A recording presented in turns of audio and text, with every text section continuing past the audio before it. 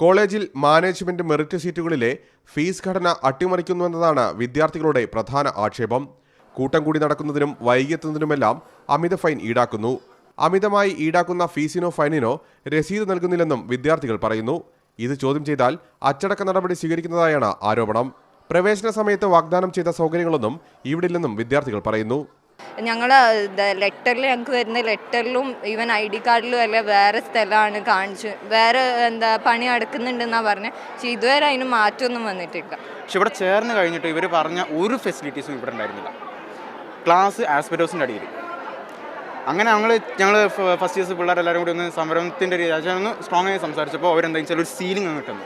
പരാതികൾ വ്യാപകമായതോടെ KSU പ്രവർത്തകർ കോളേജിലേക്ക് മാർച്ച് നടത്തി. തുടർന്ന് പ്രിൻസിപ്പലിനെ ഉപരോധിച്ചു.